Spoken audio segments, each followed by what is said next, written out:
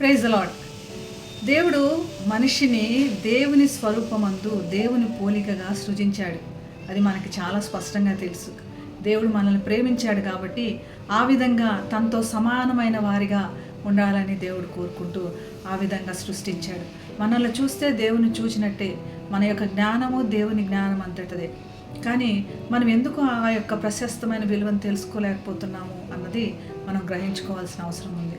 ఇంత సృష్టిని కేవలం ఒక్క మాట ద్వారా సృజించిన దేవుడు, తన ప్రేమను వ్యక్తం చేసిన దేవుడు, అంత గొప్ప లక్షణాలు మనలో ఎందుకు కనబడట్లేదు?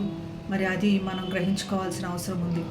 యేసు ప్రభు పుట్టినప్పుడు హేరోదు చాలా జ్ఞానంగా ఉన్నాడు. మరి తన యొక్క పదవిని కాపాడుకోవడానికి తన సొంత వారిని కూడా లేకుండా చేసి తను మాత్రమే రాజ్యంలో ఉండాలన్నటువంటి ఆలోచన తనదే గొప్ప జ్ఞానము అని అనుకుంటూ మరి యేసు ప్రభు ఎక్కడున్నాడో తెలుసుకోవాలని జ్ఞానులు అడుగుతున్నప్పుడు వారికి ఒక జవాబు చెప్తున్నాడు.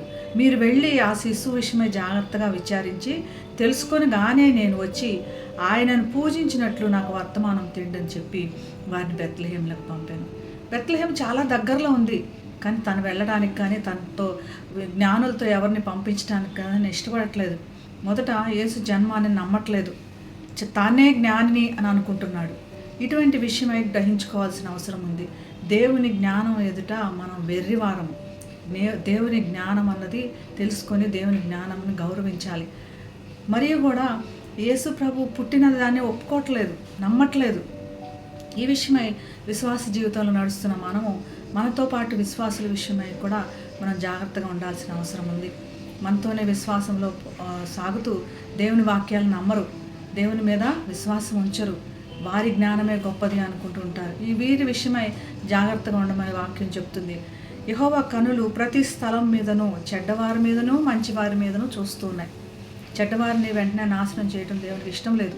కానీ మనల్ని గ్రహించుకొని జాగ్రత్తగా ఉండమని, మరి ఆ విధంగా ఉండడానికి దేవుని యొక్క ప్రశస్తమైన ప్రేమను తెలుసుకొని ఆ ప్రేమ విధంగా అందరికి కూడా మనం జాగ్రత్తతో బోధించినట్లుగా దేవుడు మనందరికి సహాయం చేయనుగాక ప్రార్థన చేసుకుందాం. మహాగణుడైన యేసయ్య, మరి హేరోదును కూడా ఎంత అజ్ఞానంగా ఉండి నీ విషయమై తెలుసుకోకపోయినప్పటికీ తన యొక్క ప్రణాళికను కూడా నీ యొక్క గొప్ప ప్రణాళికలో భాగంగా చేసావు నాయన.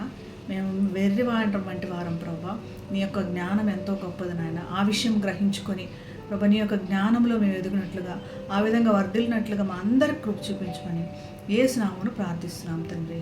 ఆమేన్. Have a blessed day. God bless you.